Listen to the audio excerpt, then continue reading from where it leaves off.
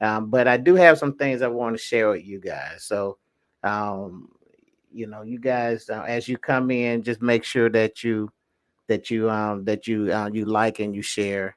And if you coming in doing the replay, do the same as well. So it's Friday night. This is the last night of the fifth revelation, which was correction. Yeah, correction is number five. We have went through number one, which was men, women were meant to be together. We laid that foundation. We went into accountability.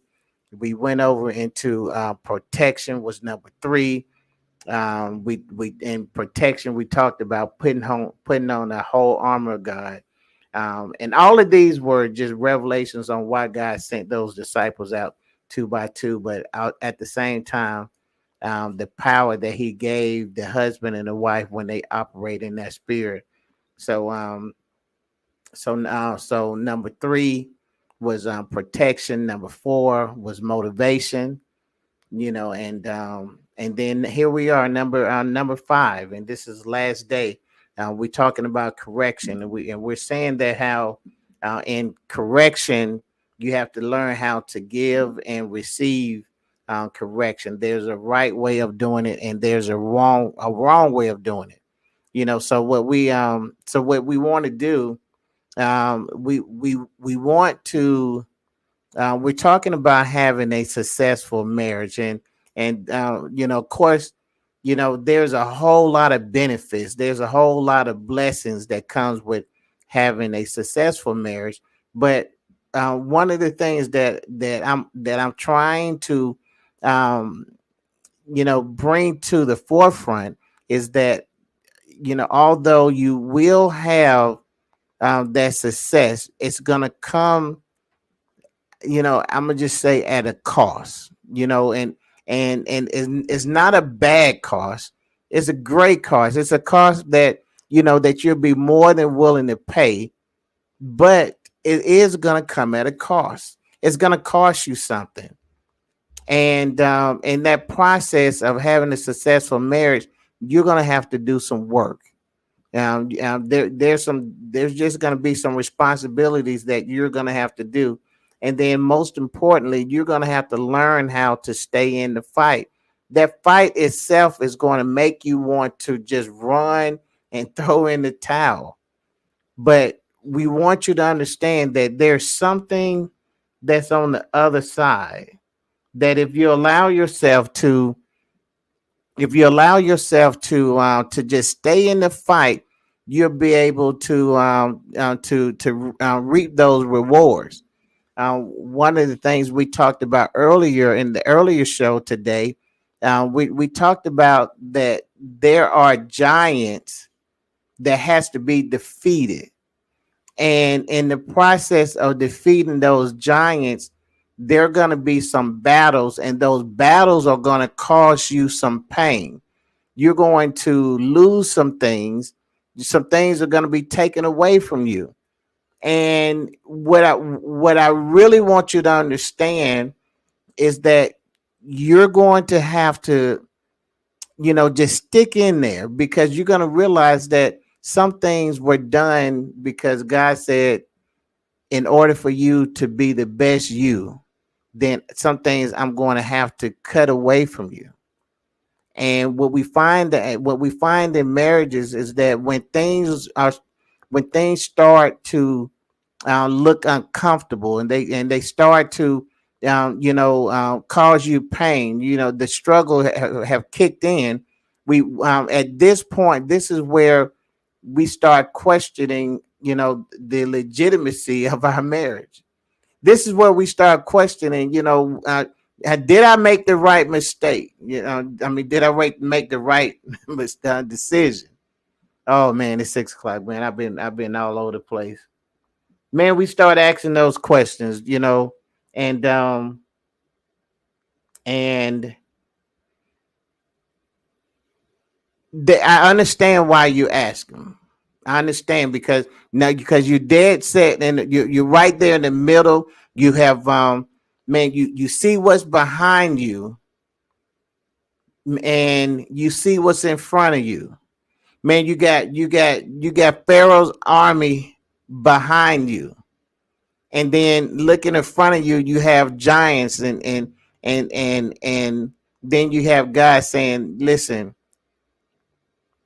you can go and defeat anything that is keeping you from your destiny. And you are questioning the heck out of it because you're looking at yourself and you're saying, man, I am not strong enough. I'm not smart enough. I'm not fast enough. You looking at all of your abilities in the human flesh and you're feeling as if you're not capable. And you're right. But you have to look at what you have because God have given you power. He have given you the power and the ability to overcome Pharaoh and to overtake those giants that are occupying your promise. You can do it. You have to believe that you can do it, and then you have to look at it through the lenses of God. Because if you rely on yourself, then you will fail. But in Christ, you are more than a conqueror. So, guys, listen. Um, I'm going to talk about just today, and then we're gonna go ahead and get on out of here. I still got some work to do, believe it or not. But this morning, A was for altar. We talked about altar in two ways. One, going to the altar with the sacrifice. That's right. We talked about going to the altar with the sacrifice, but then we talked about altar as in do not alter your vision. Don't change it. Don't get off track. Okay, stay focused. And that was A. And then we one of my favorite subjects was become, where B for 12 o'clock was B was become. And we talked about the process of becoming one. Oh boy, we talked about, man, listen, you better go and watch that 12 o'clock show because, man, when I tell you it was amazing, trust me, it was amazing. We talked about not only how well it was about becoming one, but I wanted you to see it a different way. I wanted you to see it how I had to see it because I couldn't understand when the scripture said, to leave, cleave, and become one. I never quite understood what cleave mean. I always read it, but I didn't understand. I just read something and kept on going with it. And then God revealed to me what do that cleave mean. And from cleave you get the word cleaver, and cleaver is that big knife that a butcher used to cut the flesh from animals. And then it started making sense to me. God is saying that, in doing this becoming one process, he's going to get out his butcher knife and he's going to start cutting away at your flesh and he's going to be perfecting you in the process. And we talked about how it's in that process where people start pointing the finger and they start saying, you know what, this pain that I have, it has to be coming from you, you spouse. And then little did we know that the pain was actually coming from God. God was doing a work in you, and all you have to do is just hold tight until where you can get to the other side.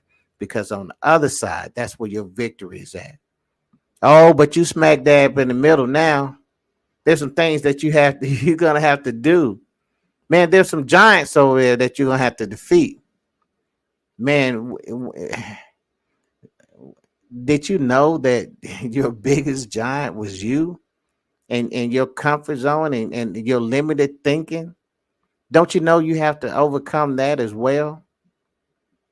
Yes, indeed. You have to get to that point. And then so we go from alter to become one, and then now we at C, and C is for consummate. Now, man, I know consummate, man, we talking when you look at it and on in the marital sense, consummate means consummate is like when a husband and wife make love for the first time and you consummate the marriage, and like that is but when that happens, man, it's signed and sealed. That's consummate. But what I want you to do is look at consummate, in that sense, but just in a sense of completeness. That's right. I want you to look at it in a sense of completeness. I want you to look at consummate and say, that when we're going through this process, and we're saying that we want to have a successful marriage, then what I want you to understand that there's going to be a place where you're going to come complete with your vision. You're gonna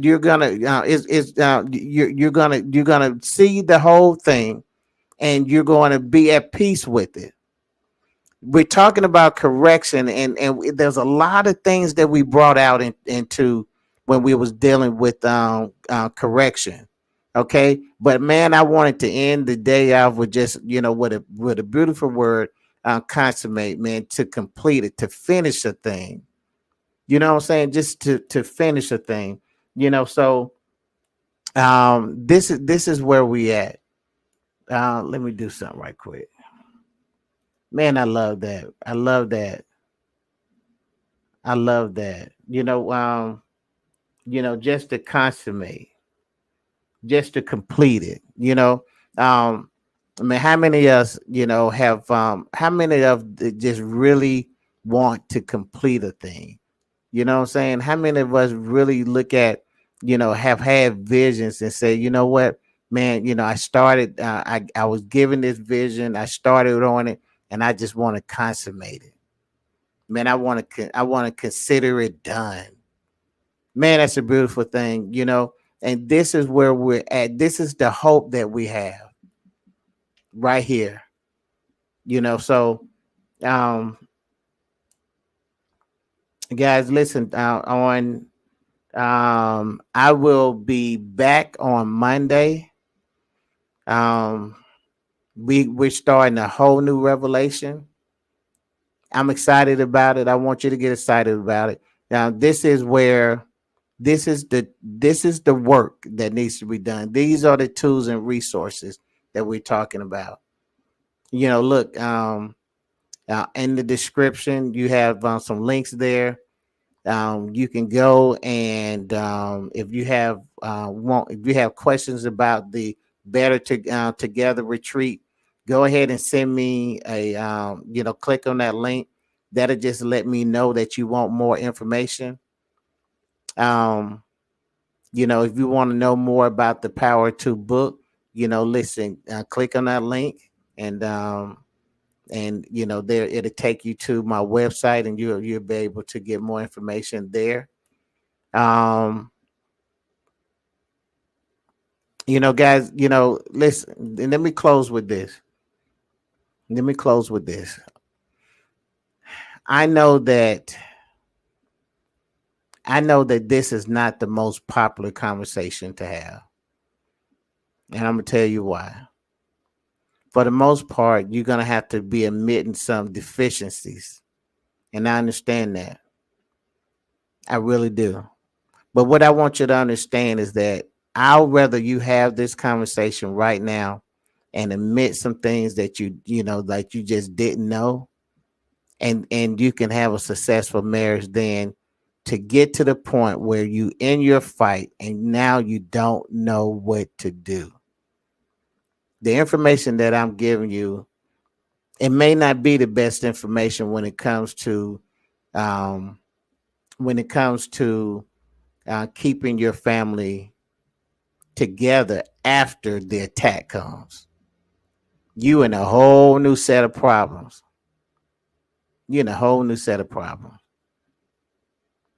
When this information, this information is great when you and your spouse are ready to sit at the table and write down a vision, have a plan for your family, and uh, these are steps and or ideas or concepts or revelations that will help you along the way. So you say, Eric, but who's it for? It's for you because you got the ability to start over again. You can do it as many times as you want. Someone said, Eric, well, how often should I try again?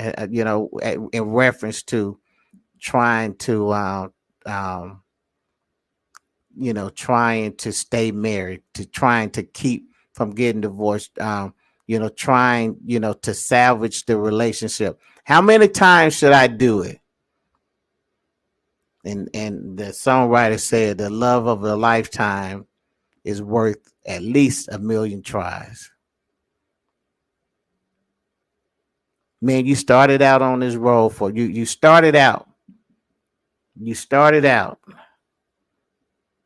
for a reason. In some type of way, you got altered, and in some type of way, you got off the rail. But it's okay. The revelation of correction will get you back. Listen, this is maybe the last time that I say this. I know it won't be, but this is the last time that we're going to be doing it in the ABCs of a successful marriage. And I think I'm going to end it with this one. The theme that we've been going on all week was, uh, spare the rod, spoil the vision. Spare the rod and spoil the vision. In other words, do not spare correction and jeopardize your vision. Guys, my name is Eric Kirk, and man, it's been a pleasure to bring to you so far these 5 revelations. Listen, I support marriages. I support them with tools and resources in order for them and in order to empower them so they can create not only the marriage that they desire, but the marriage that they also deserve. You say, Eric, man, how do you get what you deserve? Well, you put the work in, you get your tools and your resources. Because what I found out if you don't do the work or you do the work, you're still gonna get what you deserve. You just better get what you desire. Until next time, Monday, y'all enjoy your weekend. Tomorrow is my birthday, so listen, man, I'm gonna be with some classmates tomorrow. I hope the weather agrees, and then next weekend I'll be with my family, and we're gonna be celebrating again. My auntie told me this morning. She said, Eric, celebrate the whole month. And I said, you know what? That's a great idea. So other people do it. Why can't I? So I'm going to be celebrating all month, man. And this is my birthday, my birth month. And I'm so thankful that God has seen fit to use me at this time. So until Monday, you guys have a great, great weekend.